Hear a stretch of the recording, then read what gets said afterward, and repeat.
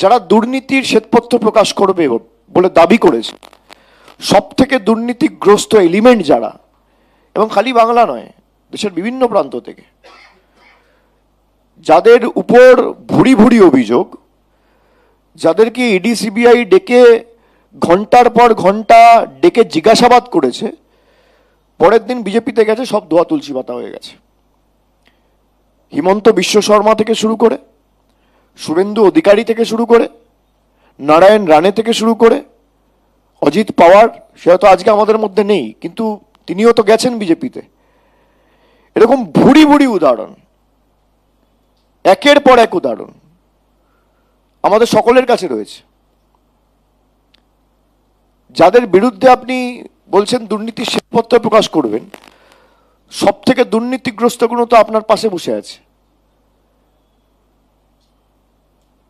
কারোর বিরুদ্ধে 4টে 5টা 6টা করে ইডি সিবিআইয়ের মামলা। আপনি শ্বেতপত্র ছেড়ে দিন, যাদের বিরুদ্ধে জনসমক্ষে প্রুফ রয়েছে, আপনারা তাদেরকে নিয়ে দুর্নীতির বিরুদ্ধে লড়াই করবেন। শুভেন্দু অধিকারীকে নিয়ে, হিমন্ত বিশ্ব শর্মাকে নিয়ে, পেমা খান্ডুকে নিয়ে, যার বিরুদ্ধে সুপ্রিম কোর্ট অর্ডার দিয়েছে 1250 কোটি টাকার দুর্নীতি হয়েছে, বিজেপির মুখ্যমন্ত্রী নারায়ণ রানে, এদেরকে নিয়ে আপনারা দুর্নীতির বিরুদ্ধে লড়াই করবেন। এগুলো লোক হাসানো।